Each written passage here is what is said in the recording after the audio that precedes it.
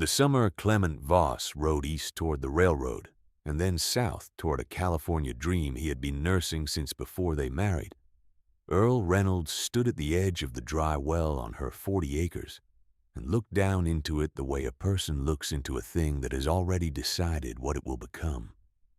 The well was 12 feet deep and bone dry, had been dry since the second year after they dug it, and most people who passed on the road read it the same way they read everything on the Voss place, as evidence of bad luck following worse judgment. But Earl had been watching that well for 2 years by then, watching the way rainwater pooled at its collar and sheeted off toward the yard, watching the way the stone walls stayed cool and damp even in August while the open wells down the road went flat and warm. She had her mother's eye for water. She had her mother's knowledge of stone. And in the spring of 1878, with her husband's dust still settling on the eastern road, she went to the barn and came back with a pry bar, a bucket of mortar and a length of rope, and she began to change what the well was. She did not know yet what the summer of 1880 would ask of her. She did not know that 4 households within a mile of her gate would watch their wells go to silt and nothing, that cattle would stand in dry creek beds, pressing their noses to cracked mud, that Jonas Pratt would walk up her path in August heat with his hat in his hand and a look on his face she had never expected to see there. She knew only what her mother had told her in a kitchen that smelled of lye soap and creek clay when Earl was 12 years old, and asking why a covered well stayed sweet while an open one went bitter in July. Her mother's name was Hattie Reynolds, before she became Hattie Voss by the accident of Earl's marriage, though Hattie herself never changed the name she was born with, on the grounds that a name was the first thing a person owned and the last thing they should surrender. Hattie was a well-digger's daughter and a well-digger's wife, and she had spent her childhood watching her father work in the dark below ground, laying courses of fitted stone and packing clay mortar into joints until the wall held water like cupped hands. She understood that water was patient and that stone, properly fitted, was more patient still, and that the greatest enemy of a good well was not depth or dry seasons, but exposure. The open mouth that let in silt and leaf matter and the slow poison of surface runoff, that let the sun pull moisture up and away before the earth could replenish it. What you are after, Hattie used to say, is not the water you can see, but the water that doesn't know yet. It is water. It is sitting in the stone and in the clay, waiting for the right conditions to show itself. You give it those conditions, and it comes. You cover the mouth and line the walls, and keep the silt out, and the water will do what water does. Earl had kept that instruction the way she kept most of her mother's instruction, not written down, not recited aloud, but stored in the body the way a trade skill is stored, in the hands and the angle of the eye, and the particular pressure a thumb applies to a mortar joint to know if it will hold. Hattie died in the winter of 1876, 2 years before Clement left, and what she left Earl was not money, because there was none, and not land, because that had already passed to Earl's brother, and not any document or deed or paper of consequence. What she left was the knowledge of water and stone, and the patience that made the knowledge useful. Earl was 31 years old the spring Clement rode away. She was not a tall woman, but she was a compact and efficient one, the kind whose economy of motion gets mistaken for fragility until you watch her work a full day and realize she has simply never spent effort she did not need to spend. She had 40 acres of thin-soiled ground in a territory where 40 acres was considered a modest start if you had a husband and an optimist's faith in rain. Without a husband, and with Earl's particular relationship to optimism, which was to say she had very little of it, and considered that a form of preparation, 40 acres was what it was, workable ground with a dry well and a mule named Burl, and the accumulated mockery of neighbors who had watched her manage the place with an efficiency that made them uneasy in ways they preferred to explain as pity. Burl was gray, 17 hands, and possessed of a disposition that could only be called philosophical. He worked with a steady and undemanding competence that Earl respected because she felt they understood each other on the matter of effort. You applied what was needed, no more, and you rested when the day was done. She had bought him from a man going east the year she married Clement, and Burl had outlasted Clement by a margin that seemed to please no one but Earl.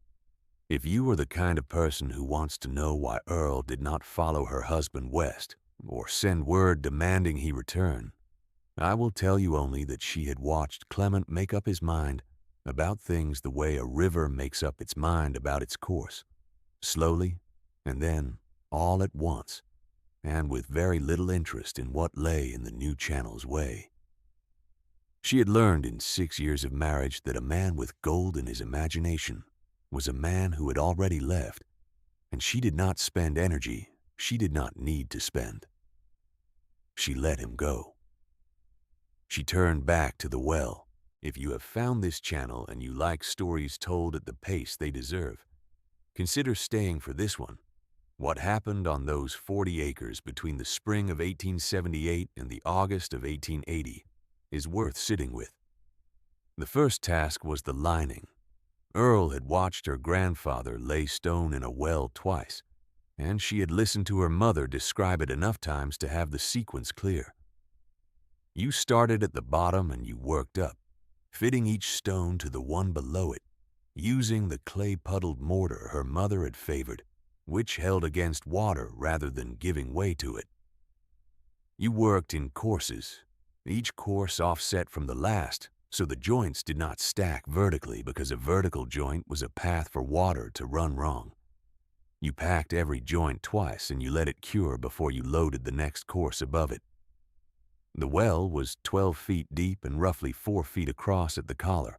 Earl lowered herself down by the rope, with Burl standing patient at the top, holding the line steady through the pulley block she had mounted on a timber set across the mouth. She worked in the cool dark below the rim, fitting stone she had gathered from the field margins where glacial till had deposited it in layers she could read almost by feel, limestone and shale, and the dense gray pieces her mother had called foundation stone because they sat flat and did not shift. She worked by lantern light when the afternoon shadow fell into the well, the flame steady in the still air below ground, while the world above moved on in its ordinary way, and she kept the mortar bucket close and her hands moving. Burl stood at his post with the patience of a creature who had made his peace with the incomprehensibility of human work and simply chose to trust the person directing it. When Earl needed stone sent down, she rigged a sling on a second line, and Burl walked it forward, lowering the load by slow degrees until she called up to stop. When she needed to come out, he walked back, and she came up hand over hand with the rope, while her boots found the finished courses of stone below. They had established this system by the third day of work and did not deviate from it afterward. The neighbors noticed as neighbors do. The road that ran along the south edge of Earl's 40 acres was not a busy road, but it was the road between Jonas Pratt's farm and the supply store in Calverton, which meant Jonas Pratt used it with regularity, and Jonas Pratt was a man who had strong opinions about what constituted sensible use of effort, and whose opinions he shared with the confidence of someone whose land had been his father's, and whose father's land had been his grandfather's, and who had therefore never been required to doubt that his judgment was sound. Jonas was 45 in the summer of 1878, a broad-chested man with a voice that carried easily, and a laugh that people in the territory described as generous, which was their way of saying it arrived often and not always when something was actually funny. He had 3 sons and a farm that ran to nearly 200 acres of better soil than Earl's, and he had taken a paternal and comfortable interest in the Voss place ever since Clement left, which manifested primarily as the kind of attention a person pays to a thing they expect to fail. The first time he stopped at the road and watched Earl at the well, he said nothing to her directly. He said it to the two men who happened to be passing with him, which had the effect of making the statement more public than if he had addressed her. He said that the Voss woman was down in that dry hole again, and he wondered if she planned to live in it, now that she was living alone. The men laughed. Earl, who could hear him from the bottom of the well if she listened, kept her hands moving. The second time, he called across the field to her where she was hauling a bucket of clay mortar up in the sling. He said he had heard she was fixing to put a roof on a dry well, and he asked whether that made it a house or just a very expensive disappointment. She looked at him the way her mother had looked at things that did not require a response and went back to work. The third time, he had company. His eldest son, a boy named Thomas who was 16 and already growing his father's certainty like a second skin, and a man named Dolan Marsh who ran the feed store in Calverton and therefore felt himself positioned to comment on agricultural decisions of all kinds. Jonas said, loud enough for the road to hear, that he supposed she was building herself a monument to nothing, and that if you squinted at the thing from the right angle, you could call it that. Earl stopped what she was doing and looked at him for one long moment. She said, speaking clearly enough that Thomas and Dolan Marsh could both hear it without straining, that she supposed a man who had never gone thirsty in summer had certain advantages of imagination over a woman who had. Then she went back to work. Jonas Pratt's face did something complicated at that, and then he rode on. The phrase did not die on the road, however. By autumn, it had become what the territory used when they talked about Earl's project, which they did with the comfortable frequency of people who have found a shared joke that keeps well. They called it her cistern folly, the Voss woman's cistern folly, and they said it without real cruelty, which was almost worse, because cruelty at least acknowledges that you are talking about a person who might be right, while gentle amusement assumes the question is already settled. Ruth Aldridge, whose farm lay a quarter-mile east, and whose husband Martin was quiet and reliable in the way of men who have decided that the world is mostly other people's business, came by in late September of 1878 and watched Earl work for a while without speaking. Ruth was a careful woman, precise in her loyalties the way careful people sometimes are, extending them in small, exact measures rather than broadly.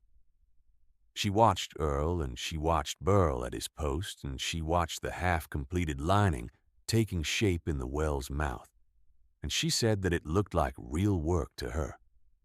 Earl thanked her.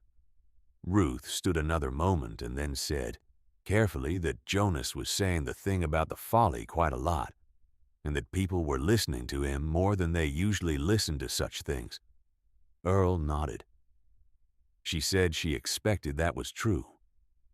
Ruth looked at her. She said also carefully that she thought Earl knew what she was doing. For whatever that was worth. It was worth something, Earl told her. Not everything, but something. Ruth went home, and Earl went back to work. By the time the first frost came to the territory in October of 1878, the lining was complete. 18 feet of fitted stone and clay mortar, laid in even courses from the old dry bottom up past the original 12-foot depth to a new bottom that Earl had judged by the moisture in the stone. That particular dark, wet gray color her mother had told her meant the water table was near and listening. She had dug the extra 6 feet herself, buckets hauled up by the sling, Burl walking his slow, reliable circuit, the spoil piled at the far edge of the yard in a mound that Jonas Pratt had named, with great originality, her monument. The walls held. The mortar joints were tight. At the bottom, in the lantern light, the stone showed that dark, listening color, and when Earl pressed her palm flat to the lowest course, she could feel the cold of it through her skin. She did not celebrate this. She noted it, the way her mother had always noted things, with a quiet acknowledgement that the work was what it was, and the next part of the work remained. The cover came next. Earl had thought about this since the spring, drawing her plans in charcoal on the back of a flour sack, because paper was scarce and flour sacks were what she had. She had decided on a tight-fitted wooden lid with a lifting iron, set into a low timber frame that sat flush to the ground so that nothing could blow across and catch it, and nothing could run off the yard without she directed it. The frame she cut from cedar because cedar held against rot, and she intended this to last. The lid she fitted with care, the boards edge-joined and sealed with a mixture of pine pitch and tallow that her mother had used for casks, and she tested the seal by setting a lamp burning in the sealed well for an hour and checking whether it smoked or starved. It smoked. It was still burning. The third part of the work was the channel. Earl had been reading the way rain ran on her property since the first year she came to it, following the tilt of the land with her eye, and noting where water gathered and where it ran. The barn roof shed a considerable volume in any decent rain, and that water ran off the north side into the yard and away toward the road, doing nothing useful. Earl cut a shallow channel from the barn's north downspout to the well frame, lined it with the flat shale pieces she had been saving, and fitted a small settling box of cedar between the spout and the channel, packed with a layer of clean gravel that would catch the coarser leaf matter and grit before the water ran on. She finished this work in early spring of 1879, a morning of thin cold light with Burl standing in the barn doorway watching her set the last shale piece, his gray head tilting the way it did when he was paying attention. Earl stood up and looked at the channel, and then at the well, and then at the sky, which was the pale, high-pressure blue that often meant a dry week ahead. She did not feel triumphant. She felt, if anything, like her mother would have felt, satisfied that the conditions were in place and that the water could now do what water does. The spring of 1879 brought adequate rain, and the channel delivered it, and when Earl lifted the lid in May to check the water level, she found it had risen to 7 feet from the bottom, 11 feet of clean, still water in a well that had been dry for 2 years, in a well that the territory had called a monument to nothing and a cistern folly and very expensive disappointment. The water was cold and clear and tasted of stone and nothing else. She dropped a bucket, drew it up, and drank from it. She did not tell Jonas Pratt. There was no particular reason to tell him yet. The water was there or it wasn't, and either way it would demonstrate itself in time without her assistance. This was a principle Earl held across most domains of life, that things which were true had a way of becoming visible eventually, and that announcing them before that moment was mostly a way of giving people who doubted you the opportunity to organize their doubts more effectively. She kept the water to herself through the summer of 1879, which was warm but not severe, a year when the wells in the territory stayed adequate if not comfortable, and when Jonas Pratt's well produced enough that he had no particular reason to think about anyone else's. She drew water for herself and for Burl and for her small kitchen garden, and she kept the lid down and the channel clean. And in the evenings she sat on the step in the cooling air and listened to the territory settle into night, the way she had sat as a child in her mother's kitchen while Hattie told her about water and stone and the patience that made the difference between a well that lasted and one that didn't. The summer of 1880 came in differently than the ones before it. Earl noticed it first in the grass along the south fence line, which should have been green through June and was going pale at the roots by the second week of that month. She noticed it in the way Burl's water bucket emptied faster in the afternoon heat, and in the way the soil in her kitchen garden cracked between the rows earlier than usual, the clay surface going gray-white and drawing back from itself in the way of something giving up. She checked the well in the first week of July and found the water level had dropped 4 inches from where it had been in June. This did not alarm her. It was what covered water did in a dry period. It dropped more slowly than open water. It stayed clean when open wells were going cloudy, and it held what it had because there was no surface to lose from. She noted the 4 inches and went back to work.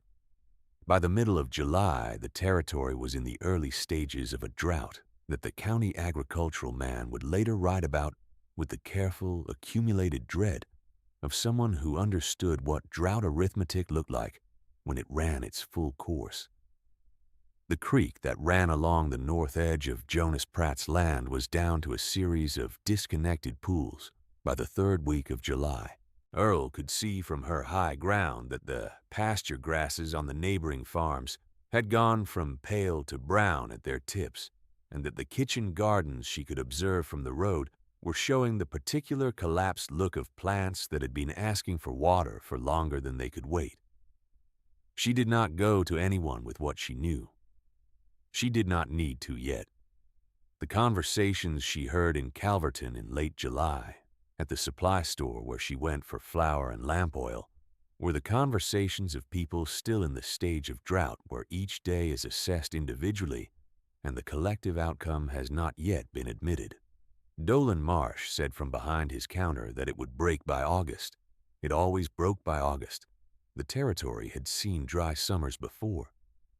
A woman named Clara Hess, whose family farmed 20 acres to Jonas Pratt's west, said that her husband thought the creek would come back if they got a good rain in the next 2 weeks. A boy was sent to the store for something and was sent back with less than he came for, because money was tightening the way it did in the third week of a dry summer, when people were still spending as if things would turn, but beginning to count. Earl bought her flour and her lamp oil and loaded them into the wagon Burl pulled with his ordinary patience, and she drove home on the road that passed Jonas Pratt's gate, and she looked at his well as she passed.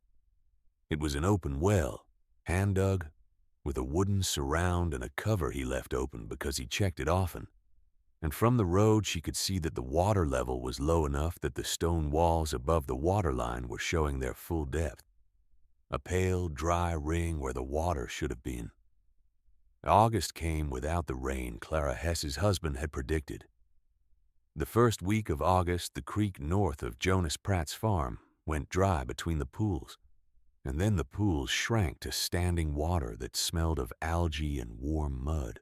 His cattle, which numbered 34 head, were reduced to drawing from the open well, which was dropping at a rate that any close observer could calculate would leave it empty within the month. He dug a second well at 40 feet and found more of the same story. Adequate stone, no water, just the dry telling silence of ground that had given what it had and was waiting for replenishment that the sky was not providing. The second week of August, a family named Burchard, who farmed 15 acres on the eastern road, 2 properties down from Ruth's, pulled their well cover and found the water level had dropped below the pump intake. They drove to Calverton for water in barrels, a 4-hour round trip, and returned home to find the situation the same the following morning, because there is nothing to return to in a dry well. Earl heard about the Burchards from Ruth, who came by on a Wednesday morning with a worried look and a jar of preserved plums she said she had been meaning to bring over. Ruth said that the Burchards were in real trouble, and that she thought the Hess family was not far behind, and that Martin's well had dropped 18 inches in 3 weeks, which Martin thought was manageable, but which Ruth thought had the sound of something that would not stay manageable. Earl told Ruth to tell Martin to put a temporary cover on his well, and to catch whatever rain came off the barn roof into barrels. Ruth looked at her. She asked if Earl knew something she wasn't saying. Earl said she knew what her mother had taught her, and that what her mother had taught her was looking fairly sound at the moment. Ruth stood there with her jar of plums, and something moved across her face that Earl recognized as understanding arriving and bringing with it some feeling about how long the understanding had been available, and how differently things might have gone if it had arrived sooner. The third week of August, Jonas Pratt's open well went to silt. Not empty, not yet, but silted. The drought had drawn the water table low enough that the surface of the water was thick with suspended clay and the suspended remnants of everything the well had collected across years of sitting open, and no amount of settling in a bucket produced water clean enough to cook with, and certainly not to drink. His cattle had been on short rations for 2 weeks.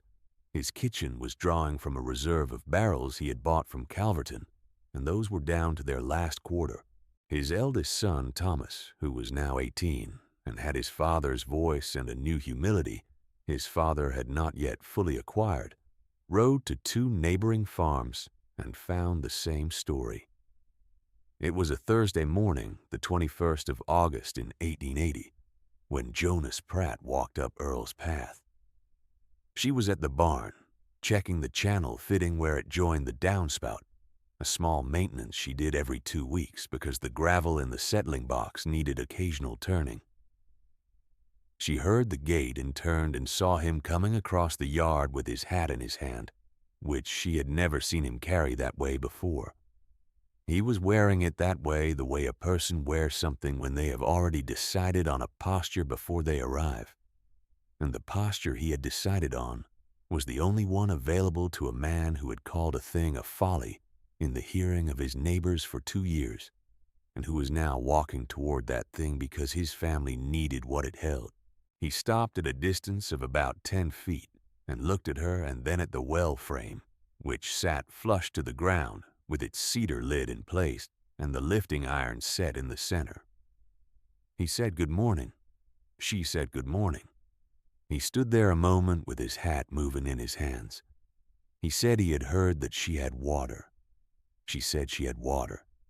He said that his well had gone to silt and that the creek was dry, and that he had his family and his cattle to think about. He said he was not in a position to be proud. Earl looked at him for a moment.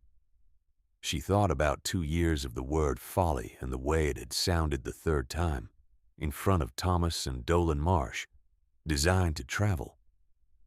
She thought about Ruth's careful loyalty and what it had cost Ruth to stand quiet while the word traveled. She thought about her mother in the kitchen, and the kitchen smelling of lye soap and creek clay, and the instruction that had made everything possible. She walked to the well and bent and lifted the cover by its iron and laid it back on the frame. The cool air came up from below, that particular cold and mineral smell that a well gives in summer heat, and Jonas Pratt took 1 step forward and stopped. She drew the bucket on the rope, hand over hand, the way she had drawn it 100 times, and Burl stood in the barn doorway and watched, the way he always did when she was at the rope. She set the bucket on the frame and stood back. Jonas Pratt walked to the well and looked down into it. Then he looked at the bucket. He reached out and lifted it and drank from it. He held the water in his mouth a moment before he swallowed, the way a person does when they are tasting something they need to be true.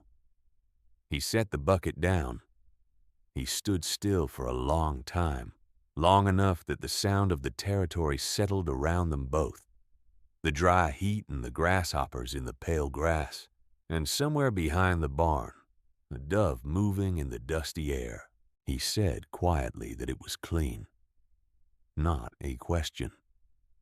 A statement arriving in a voice she had not heard from him before, lower and more careful than his ordinary voice, the voice of a man meeting something that will change the way he understands a few things he thought were settled. Earl said yes. She said it was 18 feet of still water, clean as the day she first drew it, and that the cover had kept it that way through 2 dry summers. Jonas Pratt looked at the cedar frame and the fitted channel and the settling box packed with clean gravel. He looked at Burl in the doorway. He looked at the rope groove worn into the timber above the pulley block, the groove Burl's labor had made across 2 years of slow and patient work. He looked at it all the way a man looks at something he dismissed and is now required to see. He said, could he bring his family? Earl said he could bring his family and his neighbors. He brought them that afternoon. Thomas drove the wagon and Jonas walked beside it, and they came through the gate with 4 empty barrels and a look on their faces that was not quite relief yet.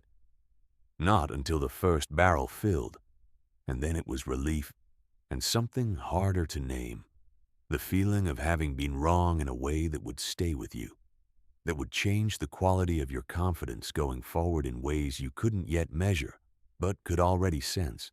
Ruth came with Martin that evening, after the others had gone, and she stood at the well frame with Earl while Martin filled their barrels, and she said, so quietly that it might have been to herself, that she should have said something louder. Earl told her she had said it when it counted. Ruth picked up the settling box's gravel with her fingers and let it fall, turning it over, and said she wanted to understand how it worked. Earl told her. She told her about the cover and the channel and the settling box and the clay mortar joints and the way the water table responded to conditions that encouraged it rather than taxing it. And she told her about her mother's instruction, that you were after not the water you could see, but the water that didn't know yet it was water. Ruth listened with the focused attention of a person who is storing something for later and knows it. Later turned out to be sooner than either of them expected. The county agricultural man, a quiet, methodical individual named Horace Gable, who had been riding the territory for 6 weeks, tallying up the Drought's arithmetic, came to Earl's gate in late August on the recommendation of Ruth Aldridge, who had found him at the supply store in Calverton and told him there was something he needed to see. Horace Gable came and looked at the covered well and the channel system and the settling box, and wrote in his notebook for a long time, asking Earl questions with a careful, professional respect that she recognized as the attention of a person who understood they were in the presence of a working solution. The 4 households he documented in his report that autumn, the Pratt farm, the Burchard family, the Hess farm, and Ruth and Martin's place, had all drawn from Earl's well through the worst 3 weeks of the drought. The open wells on those properties had variously gone to silt, gone dry, or gone to levels too low for reliable use. Earl's covered and lined cistern well, fed by roof runoff through its settled channel, had dropped a total of 14 inches during the worst month of the drought, and had remained at 18 feet of clean water throughout. Horace Gable published his notes in the County Agricultural Circular that winter, attributing the method to Earl by name and describing the construction in enough detail that a careful reader could replicate it. He noted that the method was not new, that well lining and covering was documented practice going back decades, and that its absence from the territory's farms was a matter not of knowledge being unavailable, but of knowledge not having been attended to. He recommended it for adoption in 3 townships and said he had rarely seen a drought period survey that had one data point so cleanly illustrating what the other data points had failed to do. Jonas Pratt came back in September, after his barrels were his own business again, and the first autumn rains had begun to refill his silted well. He came without his hat in his hand this time, which Earl noted was a different kind of respect, the kind that has had time to settle into something less performative. He said he wanted to understand the lining work and whether he could do it himself. She told him yes, and she showed him the mortar formula and the course spacing and the joint offset principle, and he stood there listening the way his son Thomas was also learning to listen, with more attention and less commentary than before. He brought his son on a second visit, and on that visit, Earl showed Thomas the channel grade and the settling box and the pitch and tallow seal, and Thomas wrote it down in a small notebook he had started carrying. Jonas told her that summer in a voice still working toward plain that he had been wrong to call it what he called it. He didn't say what he had called it. He didn't need to. Earl told him she appreciated that, and that she hoped he would pass the method on. He did. Thomas Pratt became a farmer of some local standing over the following decade and built his first covered well on his own land before he was 22, and showed his neighbors how it was done with a direct and practical confidence that clearly came from having once seen his father humbled and having decided to hold the lesson rather than let it go. The Burchard family lined their well the winter of 1880 with Horace Gable's circular as their guide. The Hess family waited one more summer and then did the same. Ruth and Martin put their channel in before the spring of 1881, and Ruth said when it was done that she felt her mother-in-law would have approved, because her mother-in-law had been a practical woman who believed in conditions that encouraged water rather than taxing it, which Ruth said she thought was the same principle Earl's mother had been teaching. Earl found it satisfying to hear Hattie's principle traveling in other people's mouths without Hattie's name attached, because that was how a good principle worked. It stopped belonging to the person who said it and started belonging to the people who needed it. And the person who said it had known that was how it would go and said it anyway. The territory's memory of the drought of 1880 softened the way most memories of hardship soften in time, from the sharp particular fear of a summer without water to a shared story of what the land had required and how people had met it. The cistern folly did not remain a folly in that memory. It became, in the territory's gradual way of renaming things, Earl's method, or sometimes just the covered well system, or in the county circular's careful language, the Reynolds cistern construction, documented and recommended for 3 townships by the county agricultural office in the winter of 1880. The label Jonas Pratt had set loose on the road in the summer of 1878 dissolved the way a poorly mortared joint dissolves when water finds it, quietly and then all at once, until there was nothing left of it but the shape of the gap it had filled. Clement Voss did not return from California. Earl received one letter from him in the autumn of 1879, posted from a camp near Sacramento, saying that the gold was harder to find than anticipated, but that he had not given up on the enterprise. She wrote back with the information that the well was lined and covered and producing clean water, and that the 40 acres were in order. She heard nothing after that. She did not know whether he had found his gold, or whether the gold had found him in the way that gold often found restless men, which was to say by the spending of everything they had brought with them without producing much of anything to show for it.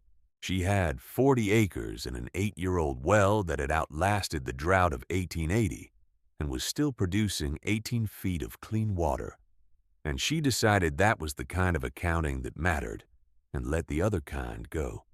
Burl lived to the age of 24, which is a long life for a mule, and a testament to what reasonable conditions and regular work will do for a body. He worked the rope and pulley at the well until Earl found she could manage it herself, with a mechanical advantage she added to the frame in the spring of 1884. And after that he worked the garden plot and the small field she kept in corn. And in his last years, he mostly stood in the barn doorway or in the south pasture, his gray head tilted at whatever was happening in the yard, patient and interested and unhurried in his attention. When he died in the early spring of 1886, Earl buried him at the far edge of the yard, near the field margin where the glacial stone lay in layers, which seemed the right kind of company for him. The timber frame she had set over the well in 1878 she replaced with better cedar in 1883, cutting the new frame heavier and setting it on stone footings so it would not rot at the sills. The rope groove that Burl had worn into the original pulley beam she saved when she took the old frame down, setting the piece of timber along the barn wall where it would stay dry, because she could see it from the well when she drew water, and it was useful to see. In the years after the drought, she was asked about the method often enough that she developed a way of explaining it that was short and sufficient. She said her mother had understood that water required conditions rather than extraction, and that a covered well with a clean source was simply a set of conditions that respected what water did naturally. People nodded at this, some of them understanding it and some of them nodding in the way people nod when they are satisfied with the shape of an explanation, even if the content is still assembling itself for them. She did not mind either kind of nod. The understanding would come when they built the channel and sat with the result. Ruth became in the way of women who hold a truth carefully through a period of mockery and then carry it forward when the mockery is finished. The person most responsible for the method spreading east of Earl's 40 acres.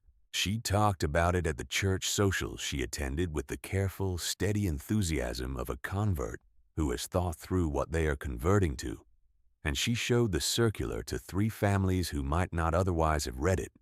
And when a young woman named Mary Osgood moved to a property 2 miles east with a husband who was already showing signs of Clement Voss's restlessness, Ruth took her the circular and told her the story in a way that was accurate and did not soften the part about 2 years of people laughing. Mary Osgood built her covered well before her husband left, and it served her for 23 years. There are covered wells across that territory today that were built on the principle Hattie Reynolds taught her daughter in a kitchen that smelled of lye soap and creek clay, in a year when Earl was 12 years old and asking the right question.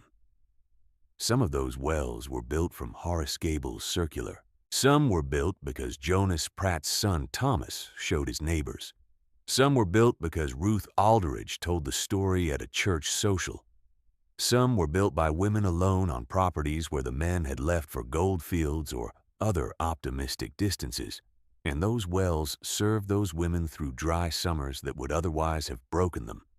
And they drew their water from the covered mouth with a patience that came from knowing the water was there, that it was clean, that the conditions had been made right.